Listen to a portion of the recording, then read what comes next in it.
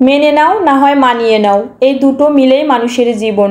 একটা সময় দেখবেন মেনে নিতে নিতে সবাই আপনার উপর সব কিছুই চাপিয়ে দিবে। এজন্য বলি কি, নিজের জন্য হলেও একটু স্বার্থপর হওয়া ভালো। নিজের ভালোটা নিজেকেই বুঝতে হবে, অন্য কেউ আপনার ভালোটা বুঝবে না। সো হ্যালো এভরিওয়ান, আসসালামু আলাইকুম। আশা করি যে যেখান থেকে আজকের ভিডিওটা দেখছেন সবাই আল্লাহর রহমতে অনেক বেশি ভালো আছেন, সুস্থ আছেন। প্রতিদিনের মতো আজকের ভিডিওটাও আমি সকাল থেকে শুরু করেছি। গতকাল রাত্রে কিছু শুকনো বাজার নিয়ে এসেছিল, সেগুলো সুন্দরভাবে গুছিয়ে রেখে দিচ্ছি। একটু পরে নাস্তা তৈরি করব। নাস্তা তৈরি করার আগে এই কাজগুলো একটু গুছিয়ে নিলে কাজের ঝামেলাটা একটু কম হয়।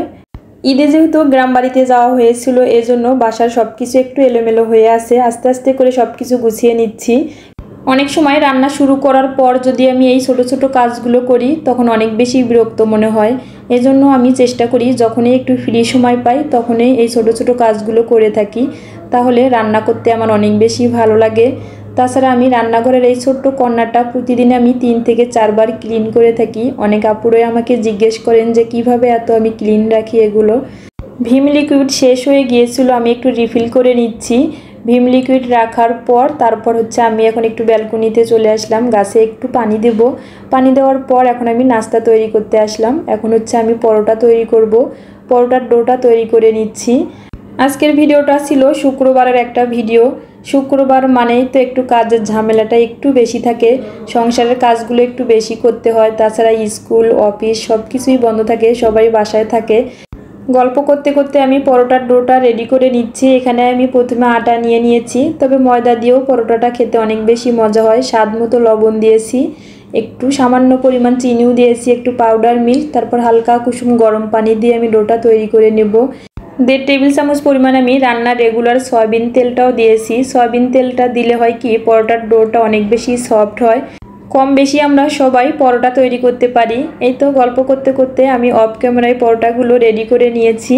তারপর এখন একটু তেলে ভেজে নিব। আমি একটু ঘি আর একটু সয়াবিন তেল দিয়ে পরোটাগুলো ভেজে নিচ্ছি। তবে একটা পরোটা একটু পুড়ে গিয়েছে, গল্প করতেছিলাম রিহানের সঙ্গে, এজন্য পরোটাটা পুড়ে গিয়েছে। পরোটাগুলো রেডি করার পর এখানে আমি এখন একটু খাসির মাংস রান্না করে নিব। খাসির মাংসটা কিন্তু আমি ভালোভাবে ধুয়ে নেওয়ার পর তারপর একটু লেবু দিয়ে আবার বেশ কিছুক্ষণ রেখে দিয়েছিলাম। তারপর আবার একটু পানি দিয়ে ধুয়ে তারপর রান্না করে নিচ্ছি মশলাটা কষিয়ে নেওয়ার পর। এদিকে আমি একটু পোলাও রান্না করে নিয়েছি। অল্প করে একটু রান্না করছি, যেহেতু ফ্যামিলি মেম্বার কম, একটু কিশমিশ দিয়ে দিলাম। তবে পোলাওটা খেতে অনেক বেশি মজা হয়েছিল। লাস্ট পর্যায়ে একটু পাউডার মিল্ক দিয়েছি। এদিকে একটু বুটের ডাল রান্না করেছিলাম খাসির মাংস দিয়ে, মানে পরোটা দিয়ে খাওয়ার জন্য।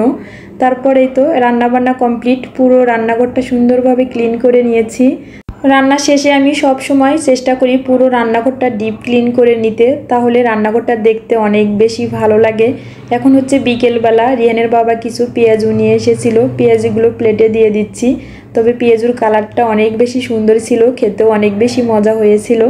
যারা এখন পর্যন্ত আমার এই ভিডিওটি ধৈর্য সহকারে দেখছেন অথবা শুনছেন কিন্তু লাইক দিতে ভুলে গিয়েছেন, প্লিজ আমার ভিডিওটিতে একটা লাইক দিয়ে সম্পূর্ণ ভিডিওটি দেখার অনুরোধ রইল। তাহলে আজকে এ পর্যন্ত, সবাই ভালো থাকবেন। আল্লাহ হাফেজ।